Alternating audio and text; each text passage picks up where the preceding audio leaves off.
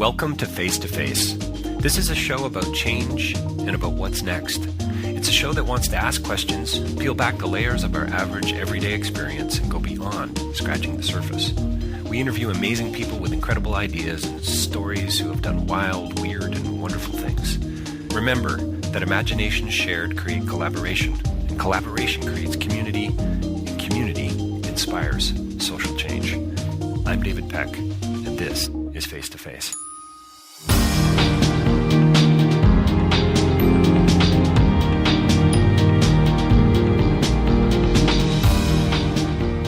So my next interview is with Kathleen Hepburn, and we have a conversation around her new film, Never Steady, Never Still. It's going to be premiering at the Toronto International Film Festival in the fall of 2017. And for me, it was a very intensely personal film and experience, and also just a wonderful, insightful conversation about Parkinson's disease, about family life, about emotions, and about a mother's strength. We talked about, of course, we got into metaphor and what it means to experience loss and grief. And, you know, one of the things we really focused on, Kathleen and I, was this idea that there are so many things left unsaid.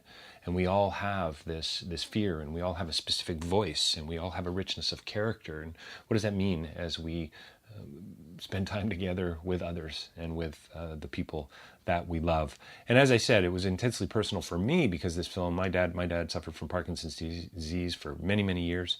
It's a deeply engaging and intimate film, and I hope you're going to enjoy the conversation that Kathleen and I had as we go in just a little bit deeper. It's the world premiere of Never Steady, Never Still, coming right up with Kathleen Hepburn.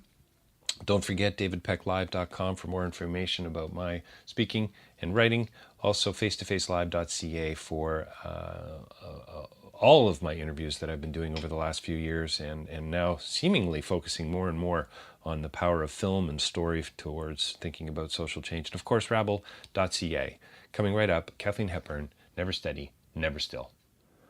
Well, welcome to Face2Face. We're joined by another very special guest today, a filmmaker. Her name is Kathleen Hepburn. She's here to talk about her film today. We're here to talk about her film today, Never Steady, Never Still. Kathleen, thanks for your time today. I really appreciate it. Well, thank you for having me on. So I'm wondering where to start. There's so many connecting points for me with your film and with the story. And by the way, congratulations on the film and the world premiere coming up at the Toronto International Film Festival in the very near future. How are you feeling about that? Let's start right there. Feeling pretty excited, pretty nervous, but mostly just excited to finally get people to watch it and see how they're going to react. That's the most exciting part, I think. So are you imagining freezing up at the Q&A or saying too much or too...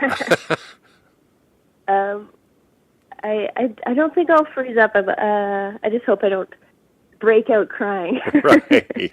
I guess it's the bigger fear. Oh man, I can. Subject matter, but yeah. It must. Well, it's a beautiful film and with a great cast, really powerful and intimate and deeply moving on so many levels. So thank you for that. And if I don't say it later, I wish you well with it, and I hope we get to see each other face to face. So does it start as a story? Is it a screenplay? Is it just I mean it's I guess it's probably a pretty intimate question right out of the gate, but there's a lot of connecting points here for you too, personally, to this film. For sure, yeah. And I think because this is my first feature script I've ever written, it was a very slow process. In getting it started and getting it to the point where it is. So it actually started as a very different story. It started as like almost a historical drama that was that began sort of about my grandmother, actually, and then so it started with an image that had come from a story my aunt had told me about a woman who had been living on this very remote property where my mother lived when she was a child. And her husband had passed away, and there was no road access to where she was, so she ended up having to pull her dead husband on a sled across this 6-mile bay to get him to a doctor. So that was actually where it started, and now it's a completely different film.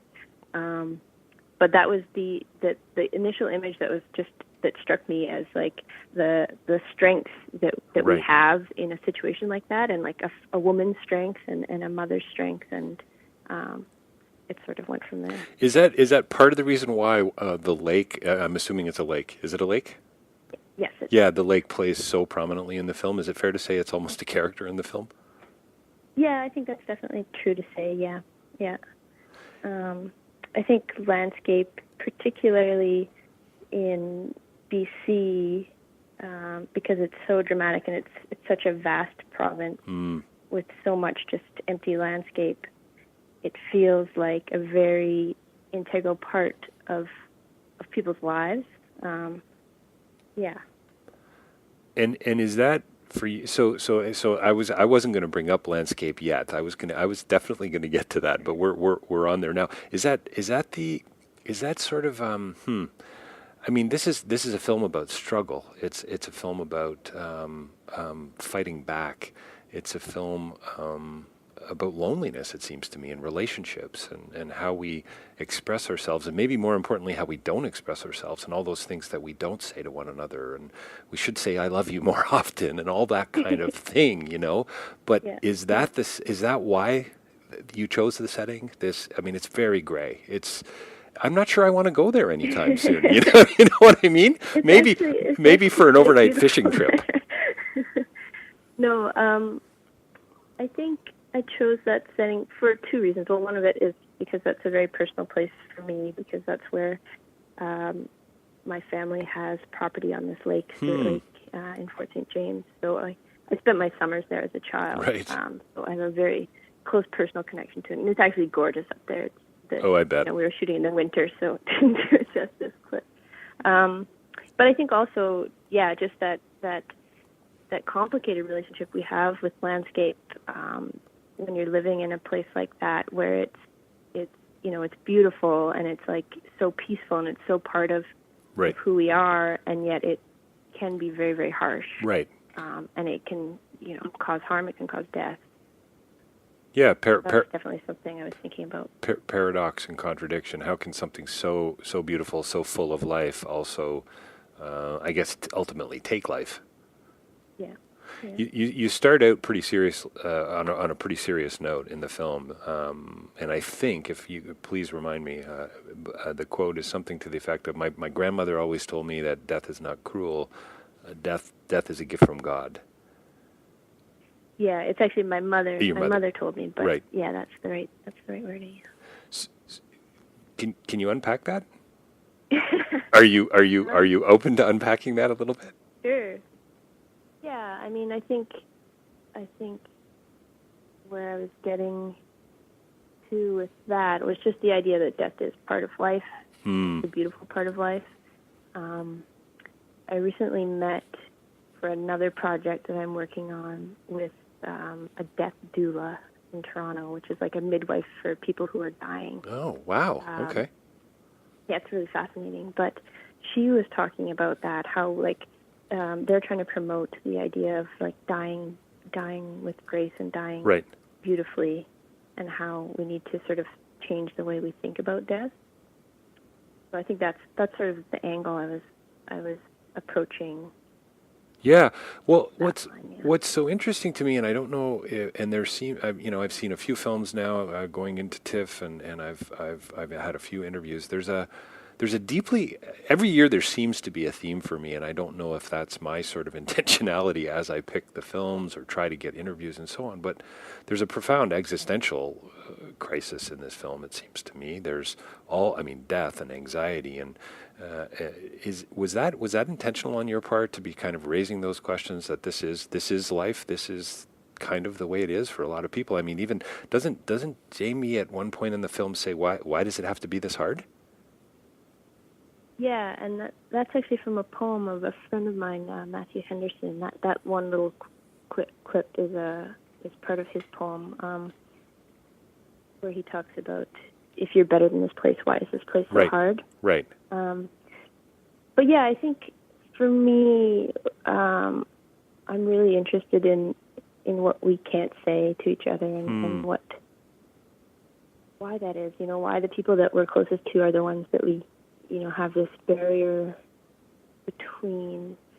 So, sorry, I think I've forgotten what your question was. Well, just, that existential angle, that existential angst to the film, like, it's a profoundly philosophical question. And, most of us don't want to think about death. Most of us don't want to think about fear. And so what do? The existentialists say we spend most of our lives running away from it, right? Yeah. And that's exactly what drives a wedge between us and our families and others and so on. And I just wondered if you kind of went into this film as you were, writing the story and so on, starting with that vision of this strong woman sort of fighting back, if you had that front and center.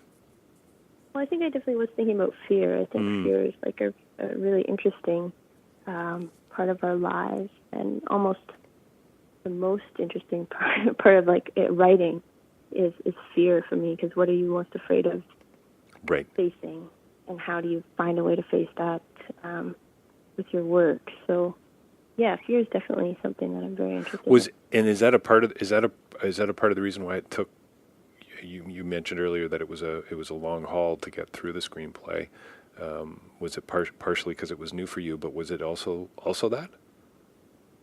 I think partially, yeah, probably, but I think it was also just trying to figure out what exactly I was trying to say with it, because it was so close. The material was so close to me, right?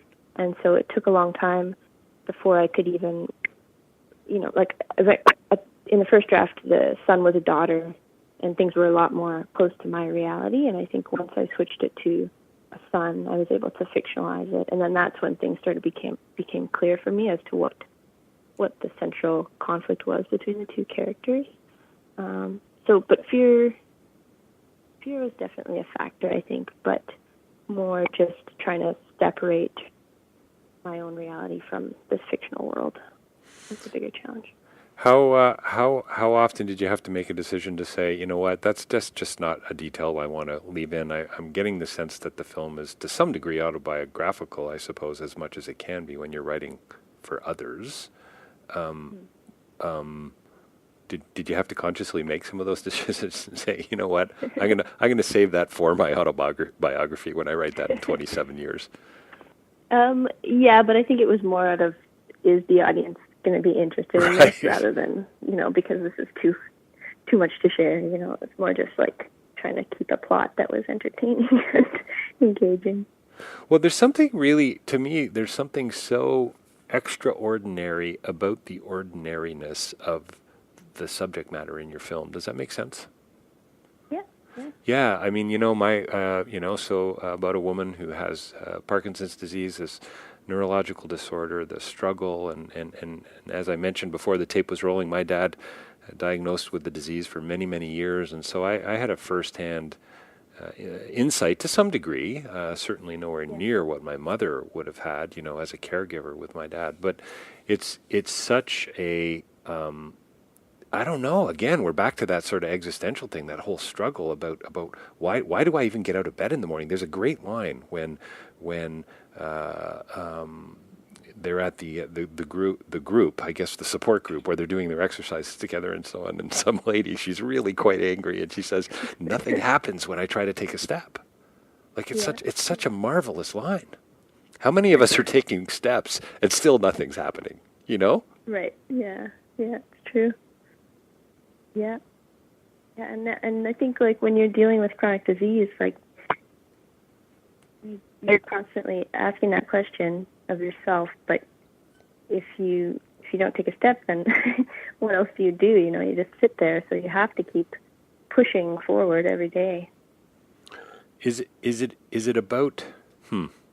Is it about being afraid and still taking the steps? Is this about, the whole Nietzschean thing, that which doesn't kill me makes me stronger? Because, I mean, it seems to me that strength is very much, you would look at my father and you wouldn't see a strong man. You would see somebody. I mean, I remember watching my dad try to read a newspaper. And in a way, I wish we had video of it, because on one hand, it was comical and funny to watch, but on another hand, just so tragic and horrifying how much he struggled with keeping the pages together, and he would grab that one and knock this one off, and how does anyone keep their head above the water? Good question. That constant just that's chiseling away. And my dad did it, and he did it so well. And I think that comes out beautifully in the film. And I think that's what I mean about the extraordinariness in the ordinariness, Yeah, and I think that was really important for me going into this film, because I wanted to show, because what I see in my mother is, someone who is the strongest person I know. She's fighting this every day, and she never lets into it. She has moments of panic, but she's always fighting. And I think that was important to show someone who was, not a victim of a disease, but someone who is surviving with a disease, Surviving and still kind of making do and building a family, or at least doing her best. Would you say doing her best to build a family in the context of the film? Yes, I think so. And doing her best to maintain her own integrity and to be seen as a woman, to be seen as a person, rather than just be seen as someone who has a disease. That there's a remarkable scene where she's talking about is it Eddie? Eddie's her husband? Yeah. When Eddie proposes, and she's at the group, and I think the line is that when they see me, they don't see me, they see him. Yeah. What were you getting at there? I think basically just that idea that when you look at someone who is disabled or who has that sort of physical weakness, you often think about their disease before you think about the person. So when you look at someone in a wheelchair, you're looking at their wheelchair first, and then you're seeing them. And I think that's really hard to deal with. I remember as a kid, my mom, this is getting pretty personal, that's okay. My mom, she worked as a preparedness planner for the hospital for disaster response stuff. So she had a job where she had to do a lot of public speaking and presentation. And when she was first diagnosed, one of the first symptoms was just the tremor in her hand. And I remember her being so upset because she knew that the audience would perceive that as someone who was very nervous speaking in front of them, when it was like something she couldn't control. It had nothing to do with her nerves. Just how hard that was for her to deal with. Yeah. Yeah, no, makes perfect sense. Well, it's a really interesting comment on how quickly we are to judge others, and how quickly we are to go certain places, which often is really just rooted in our own bias and worldview and the lenses that we see the world through. Why do you think we have such a difficult time, expressing ourselves and relating to others and saying, like I said earlier, saying I love you a little more often? Well, I think you're right that it does all come back to fear, because we're afraid of it not being reciprocated, or we're afraid of what. You're afraid to know how hard it is for that person, or how hard it is for yourself. And you're afraid for them to see how hard it is for you, I guess. That's sort of how I feel about it. I love the broken windshield. So I'm always fascinated, film and metaphor and symbol and just, authorial intention, how much is actually, I look back and now I see the connections.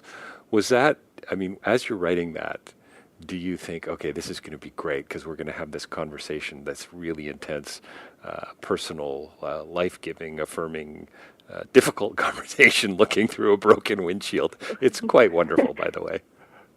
I would have to say I did not think about that when I wrote that scene. Oh, that's amazing! That's so fascinating.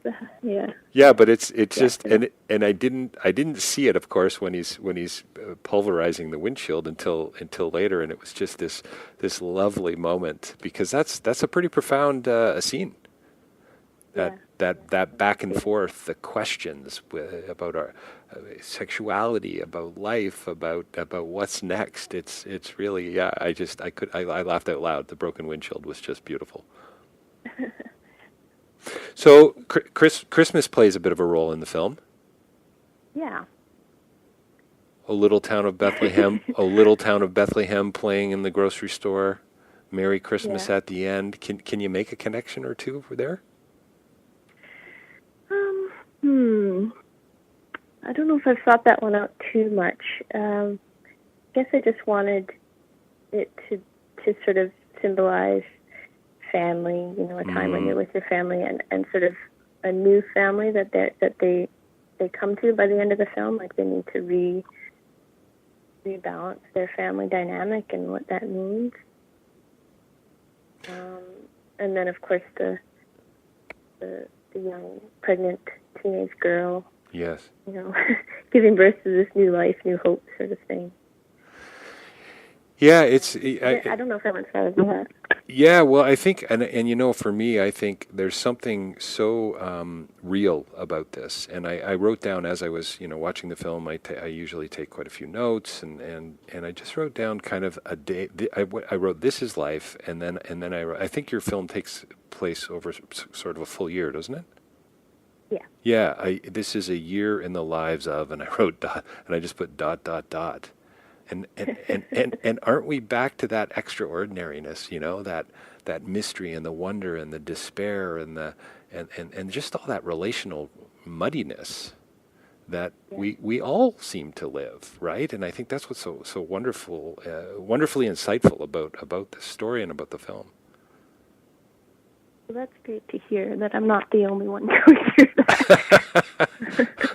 Well, I could honestly, we could talk about this for quite a while, but I looked down at my notes here and Judy, 18-hour labor with Jamie. I've never been through labor, but my research tells me that's a long time. It is a long time, but it happens. But it happens. It happens in this profoundly beautiful and life affirming way. It's really quite remarkable. So tell me a little bit about your next project. You mentioned about really just in passing there. Is that another film, another writing project? Oh, yeah. Well, I've got a few on the go. Nice. A lot of collaborations right now, which is kind of nice. It just takes the pressure off a little bit. I'm working on. So that one was. It's a project I'm working on with a producer in Toronto, Kat Hidalgo, and it's a feature about a woman, sort of a love story between two women who are one of the women is recovering from childhood sexual abuse, and she becomes re-traumatized when her younger brother gets a teenage girl pregnant. So it's a journey of healing and love and trauma and that sort of thing. There's a lot of pregnancy and trauma in the upcoming films. So no action films in your near future, Kathleen? Action, not yet. Not yet. No, I don't think that's probably going to be on the horizon by the sounds of it anytime soon. What a great cast! How did you get the cast? I mean, it's remarkable.